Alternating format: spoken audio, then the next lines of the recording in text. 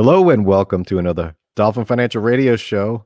My name's Dan Wendell. Today's show, we're going to be talking about giving gifts to grandkids, to kids, to minors in general. And we're going to talk specifically about ways to go about giving monetary gifts. So we're going to talk about financial gifts to children.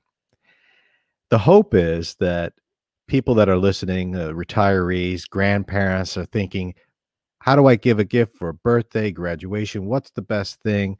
So today we're going to cover some ideas. And to help me with that, I'm going to bring in a big kid to this show. Here he is, my co-host, Tony Shore, actually known as Seabiscuit. Your name says Seabiscuit. See, Why? See what I'm dealing with, folks? I What got is a this? kid as Where a is co-host. It's over So here. it's It's over here. Yeah, Seabiscuit. What did you do to me, Dan? Come on. I have no control over that, unfortunately. Why did you put Seabiscuit as my name today? Oh, Dan. Well, so we're talking about giving financial gifts to kids, and I figured you're the best kid to bring along to talk about that. Yeah, I wanted to change my name to Seabiscuit for today's show. What's wrong with that? Give the kids something to think about. Well, I have 6 ideas, maybe more, of giving financial gifts to children, to kids. I thought, well, we did a show. Remember the show recently? I put it up here, how I don't think retirees should have gotten stimulus checks, right? So yeah, that was a popular one. Got a couple of calls on that. I got some feedback that was like, who are you telling me I don't deserve that? But okay, so the retirees got their stimulus check. Yep. You can watch that video. What are they going to do with it? Let's give it to the kids. So, yep. So I'm going to cover give it to the 6 or grandkids. more different ideas to give to the kids, ways to do it financial. Now, I want to start by saying this. I'm going to cover some ideas that have some pros. We're going to talk about and cons. I'm not going to get into the details too much on any of one of these, but there are some tax and legal issues that are going to be associated with some of these ideas. So we're not going to get too deep into it, but maybe we'll pick one and do a whole show on it at a later time. But let's talk about giving money or financial gifts to children. Okay? Typically, it's going to be your family. Tony, have you gotten money from parents, grandparents over the years? Oh, yeah. Usually I've gotten... You notice my I've gotten background? Gifts. And this isn't helpful for the podcast listeners, but those watching, you can see my background. Let me just move my melon of a head out of the way. Sure. It's a piggy bank. Yeah. I mean, I've gotten gifts from my grandparents before, of course, and still do from my grandpa Bob. But yeah, I mean, my grandparents on both sides as a kid, they gave me gifts. I don't remember specifics about those gifts because you get a toy when you're a kid or growing up, and that's not something you remember. But my grandfather, my grandpa Bob, who's still alive, some of his gifts are very meaningful because he is a woodworker and a painter. And so he'll go back into his grove, get a black walnut tree, plane it, make the wood, and make something. So I don't know if the people can see it way back here. Actually, over here is a picture right there that my grandfather painted. And, hey, maybe he's not the best painter in the world, but he made the frame by hand out of black walnut from his grove. So it's very meaningful, Absolutely. And your grandfather's over 100. He is, right? He turned 100 this past February, and he's going strong. Last time I saw him, he was hooking up his big 5th-wheel camper to his giant truck and was going to drive to a state park to camp. That's great. So he made that painting for you, and we can't see it, but let's assume it's just not great art, right? But you're keeping that, and he made the frame, right? Yeah. And so he could have given you cash for the value. Let's say it's valued, the frame, that's probably a nice frame, so the frame is probably more valuable than the painting. Let's say the frame is worth $200, the whole thing, right? Yeah. If he gave you $200 cash, like is what most grandparents do, that would go in your piggy bank. For you, it would be spent on pizza buffet. It would maybe go in your savings account. It would get spent. It would go to your kids probably, right? But as a kid, actually, that's what typically happens, right? I got some show and tell here, Tony. I got some Okay. show and tell. So my twins Wow. turned 11. Okay. They got cash from grandparents, uncles and aunts, or aunts, as my wife says. So I don't know if you could see this. This is one of the gifts that one of the boys got. Can you can't see it. It's one of those It's globes a for the Tesla. listeners that, right. It's got the little electric thing. You put your Yep. hand on the glass and the electric goes to you. And it's like you have some sort of powers. There's a voice activated version of it. Oh, wow. So That's cool. now, fast forward 30 years. Is my son going to remember this piece of junk? I mean, this toy? No. No, but Nope. maybe we'll use it for a video that he does in high school about some science experiment. He'll remember that. Let's exhibit B, his twin brother. We talk about Florida man. How about Florida kid? Florida kid. I'm What do we scared. have here? Is An that like alligator foot back scratcher. Oh, come on now. Come It on. literally is. That's what it is. He bought this Dan! Everglades Park Dan! with his birthday money. At Everglades Park. Genuine American alligator. It's real? Wait, it's real? Yes, it's not just this plastic? is a real. No, Gross. this is real. It's real. That is sick. I can't Right? even. Oh my gosh. Okay, so there goes the cash. So grandparents listening, you give your grandkids the money. This is what they spend it on, right? Yeah. So Yeah. we want to advance this. We want to, now some will put it in like that globe thing was probably $20 and the little back scratcher was probably $5, right? So Jonathan, the back scratcher kid, he'll take the other 15 and put it in his savings account because he's a saver, whereas Zach isn't, right? So you might get lucky with a kid that's saving money, but odds are they're going to spend it frivolously, right? Yep. So what else can you do? Now, do you remember what you got money wise as kids? Did your grandparents give you cash? Did your parents give you cash?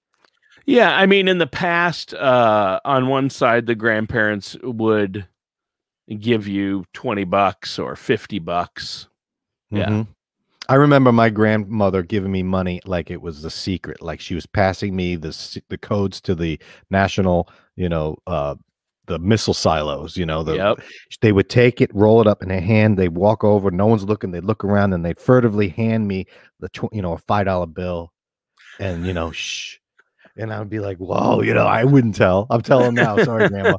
But it was such a weird scenario. But what my grandparents did do for me is, without me knowing it really, I'd get savings bonds. I'd get savings bonds in my birthday card, which was as good as nothing to me at the time. 7-year-old kid. Oh, I got a savings bond. I just hand it to my parents. Had my name on it and then my parents' name on it, or one of my brothers. And I didn't appreciate those, because I didn't understand them. I knew it was money. I knew it was for the future, which is really not interesting to a 6, 7, 8, 10-year-old, right? Delayed gratification isn't really too exciting. But those bonds I cashed out. I still own a few, actually, Tony. I have bonds that are going to be hitting their limit of 30 years of gaining interest. Wow. So what most I cashed out already. I remember cashing out bonds to buy my first vehicle. That's awesome. Right. It was, I think I paid $2,000 for a vehicle, which was a lot for me. But I couldn't have done it without the bonds from my grandparents. See, so I think that's much better than just cash, because cash goes to frivolous things a lot of times with, especially kid bonds. Parents make you hang on to them, and then when you cash them out, there's actually some value there, so you get something meaningful, like your first vehicle, right? Right. Tax deferred interest. You also the downside to the bonds are the interest rates are so low right now. So buying a bond is like putting money in a savings account. It's just not paying you anything. The bonds that I have from the 80s, I think I have some from the 80s still. Most were from the 70s. I have some. I might have a few from the 90s actually. Mm-hmm. Yeah, because they're still paying interest. I think they're paying 6% or 4%. Wow. At least 4%, right? So I'm holding on to those because I can't get that at the bank. So, but now if you buy a savings bond, the interest rates are pretty darn low. But I'm not deterring people from doing it. But you're right. I think this is a step up from just giving cash. because they can't take the savings bond and buy a alligator foot back scratcher. Right. Right. But good point. Bonds are they've actually been terrible over the last couple of years. They've just kept going. They're not doing well. Yeah. Right. So, and I it mean, doesn't look like they're going to jump back up anytime soon. Nobody has a crystal ball, but I mean, our interest rate's going to go back up to 12% anytime soon. if so, then hopefully the CDs or something will go. But again, it's a nice way to save for the kids, and people still do that. Typically, the older generations do. Yes.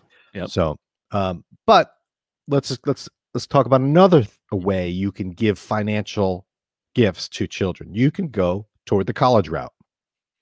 You could put money in a 529 plan, which is a IRS code for college savings, which the kid can use to pay for college expenses. If they don't use it, it can go to a sibling. So there's Prepaid College. That's available for a lot of state institutions.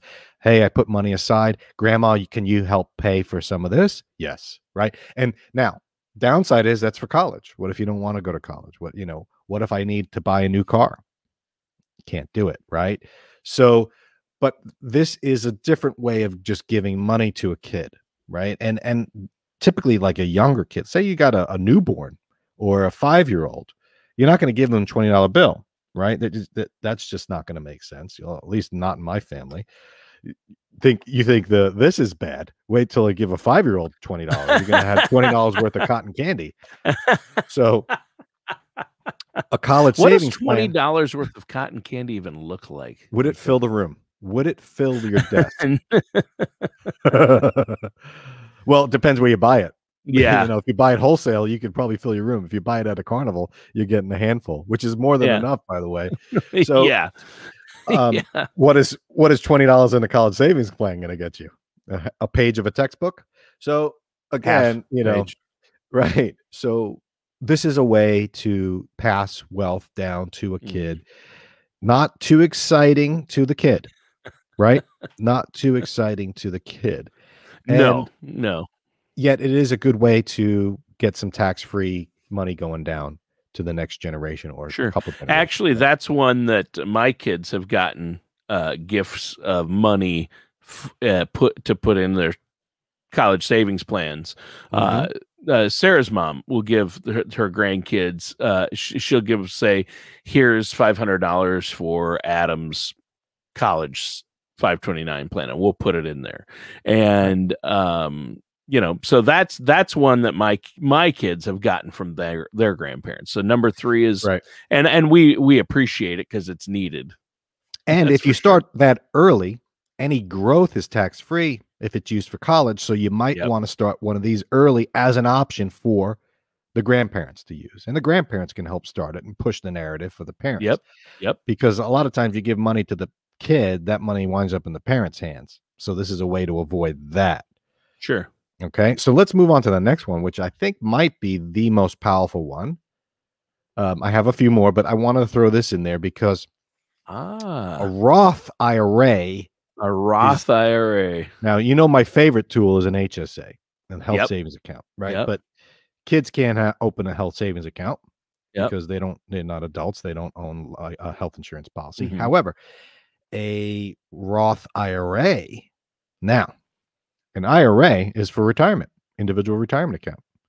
So if you put money in a Roth IRA, you're saying to this kid, you're not going to touch it till you're 59 and a half without penalty. Now they can use it for their first home or different things. So or an emergencies, but you can't just I can't throw money into my twins' Roth IRA because in order to have a Roth IRA, you need earned income. They need to be working.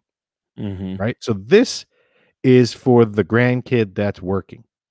That has some sort of income. Maybe he's 21 or 19 and he has an income. Mom, that's for my Roth IRA. Ooh, nice. Right. There's that. I didn't even tell you that you got a nice little soundboard going there, Tony. Nice. I don't wonder what that's from. So imagine this scenario, Tony. You have a 17-year-old grandchild who is working at Burger King. Okay. not making a lot of money, but you're a grandparent or parent or anybody. You want to give money to this kid, this 17-year-old or 15 or whatever age you can. I think you could be 15 and work at Publix, right? Sure. So they have earned income, Yep. but you should say to them, hey, take your earned income and put it all in the Roth. They're going to look at you like you have 10 heads. They're going to be like, yeah, right. Oh, who's going to pay for gas, right? Yeah. So they're working to pay for their delayed gratification does not exist. So as a parent or a grandparent, this is an opportunity for you to get them saving for the future with huge compounding interest by doing a match. You could create your own matching program. Burger King doesn't offer a 401k match. Well, maybe they do, but the kid's not going to do it. You say, hey, grandma's going to do a 401k match. In fact, here's what we're going to do.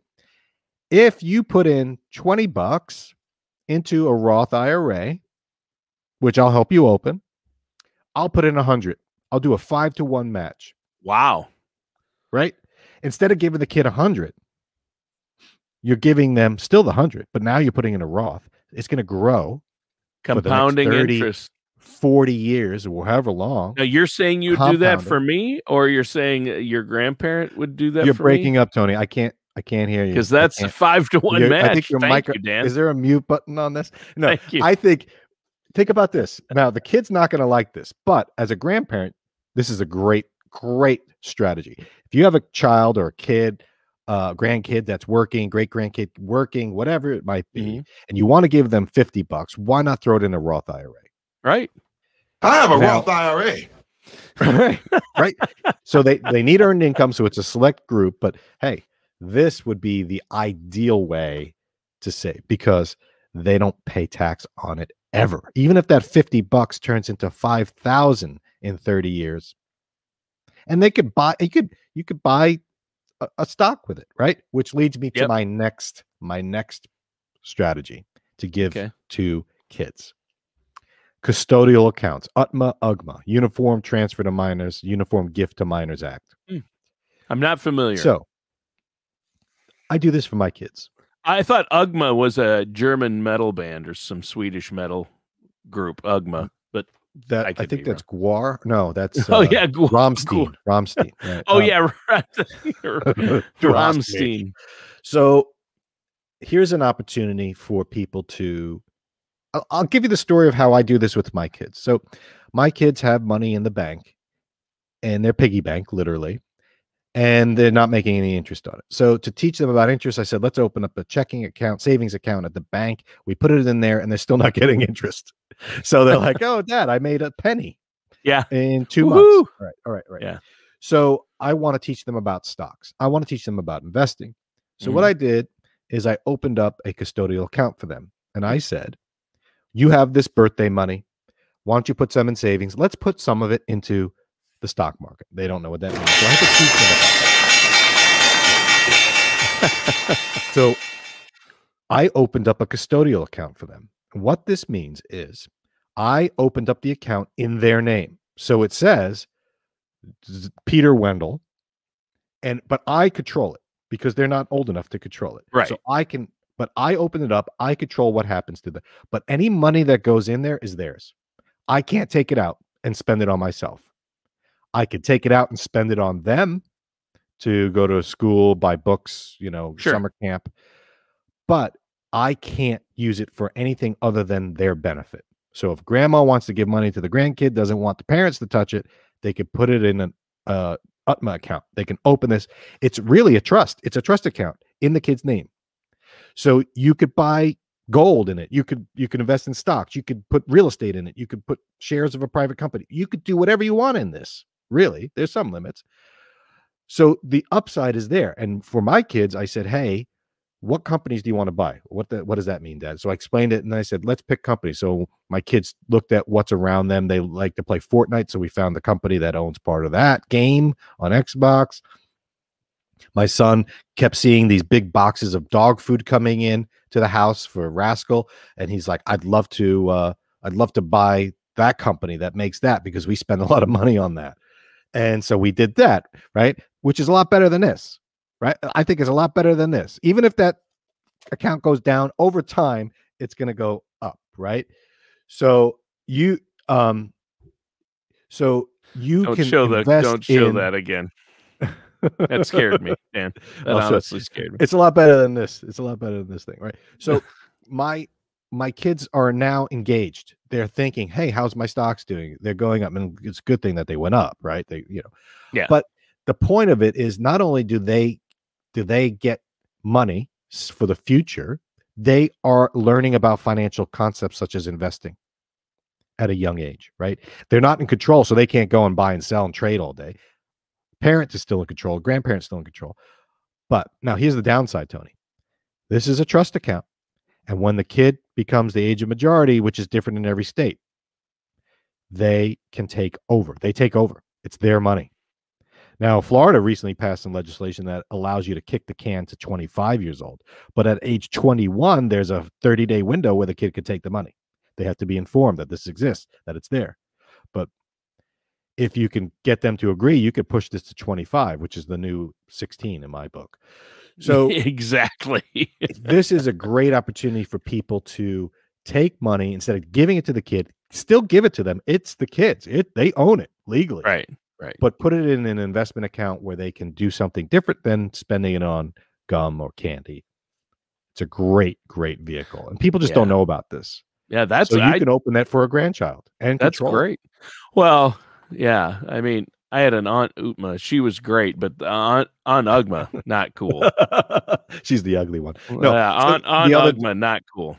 The other upside is, well, hey, when they go to buy their first car or something in high school, they could use this money. So they don't have to use it for college education if they don't go to college, or they need something before college that is really important to them, or that's important to the family. Then this is a good spot for it. Downside is when they're going to college. They're going to college. Well, if they're going to college, then it might be better to put it in a 529 as opposed to the UTMA or prepaid college as opposed to the UTMA, because they're going to use this as they're going to see this as a kid's asset for financial aid and say, all right, we expect you to spend 20% of it on us.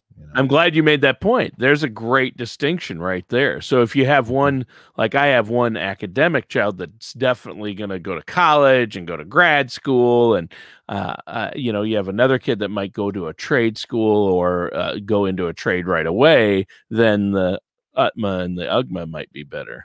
Right. And the Roth might be the best still, because they don't count that for college. They're not going to expect the kid to take out of a retirement account to pay for college. So, right. All right. Last one. Financial planning advice, professional advice. Now, grandma, grandpa, you can give them the advice, but you know how that falls on deaf ears for them. Parents, my kids, hey, stop, put away your dishes, that just right out the ear, right? Yeah. Let me tell you how to pick up a girl in high school. My son will be like, well, come on, right? If I said, let me teach you how to sell stocks, he's going to be like, shut up, Dad, But imagine this, Tony. You're 21, 24, you graduate college, you're starting a family, you're 30, you're getting married, and your grandmother says, hey, you know what? I want you to go see this guy. I paid for 2 hours of his time. He's going to sit and tell you exactly what you should do financially. You don't owe him anything. You're not obligated. You're not buying anything. He's not selling you a product. He's not going to take your money. He's just going to talk to you about all these financial concepts. He's going to talk to you about, buying a house, insurance, saving for retirement, how to, for your kids' college, all these things that advice is going to be given to you. So parents or grandparents can buy time. And yet I don't have these meetings with young people. My target, the people that I help, that I really focus on, are retirees. But this is an idea I give to the retirees to say, hey, why don't you buy some time with a financial planner for your grandchild so that they hit the ground running. Financial planning advice is a gift for grandkids. That's something I probably hadn't thought of, but I think it's very smart. I'm trying to get my oldest, my son, who just turned 22 a couple of days ago. He's now 22. He's graduating college this year. I'm going to get him in to see a financial planner, because he's got to That's it. talk to Dan. He's got to talk to Dan Wendol. I got to get him in there so you can Right. guide him from an early age to make sure. And he loves that. He's already messed around on whatever that app is to buy and sell stocks. Robinhood, whatever. Yeah.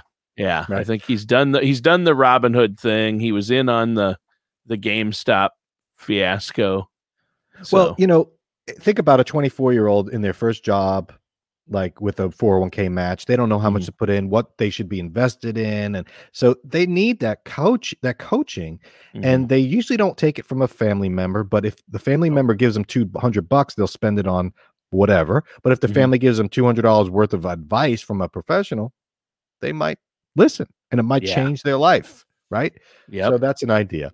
So a couple more ideas. We talked about creating a matching program. Hey, I don't, if you put in $5, I'll put in 500, just to get I like them the thinking numbers about you're the coming Roth. up with. And I'm thinking you and I should work on that arrangement. I got enough cousins and brothers that have kids that are look at the hands out. Here's an idea. Experiences are more impactful than money sometimes. So an idea might be, instead of grandma giving all the kids money for whatever reason, here's $100 for your birthday. Maybe grandma says, hey, I want you all to come for the weekend. We're gonna go to Dallas. Whatever. I've never been to Dallas. Why would I go to Dallas? Why not? I hear it's beautiful this time of year. Well, that seems crazy. Well, I'm paying for you. I'm going to pay for your flight and hotel. All you got to do is show up, and we're going to have a fun weekend in Dallas. Thanks, Grandma. Yeah. Now, if I gave the kid $1,000, he'll pay down a debt. He'll go to the movies, whatever, and spend it. But if I gave my grandkid a trip to Dallas with me, they'll remember that. Yeah. They'll remember that. They will. That's good. Right? So think about the Experiences. gifts. I want to Yeah. conclude this way. Do you remember any gifts, stuffed toys you got as a kid, Tony? Do you remember any? No, not really. We'll say prior to age 18. Do you remember getting any? I remember getting gifts, but not specifics. When did you learn about money? When did you get that knowledge about? I'm not saying you have it, but let's imagine you knew about money. So what you're saying, when did I first really start to learn about money? 20 Well, minutes ago? No, I was going to ask, when did we start doing the show together? Right. No, seriously. Right. that was probably my biggest lessons in money management happened when I first got to know you. But before that, I'll be honest, my parents did not teach me about money. I did not have good money lessons as a kid. We didn't learn personal finance in high school where I went. I was a good high school, got a good public high school education, but no personal finance.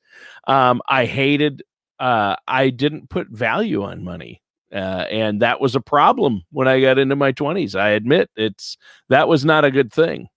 So by my 30s, I learned some hard lessons in my 20s. Let's just put it that way. Exactly. Now, I'm not saying those would be avoided. And sometimes that's the best way to learn, is the hard knocks. But you can get your kids on the right path, or your grandkids on the right path, by, instead of just giving them money, instead of giving them a stimulus check that you shouldn't have gotten, give them a Roth, give them a UTMA account, prepay for college, or just buy experiences for them with you. Yeah. I think the idea of just giving money, it enables their current habits. And now you might have a kid that's great.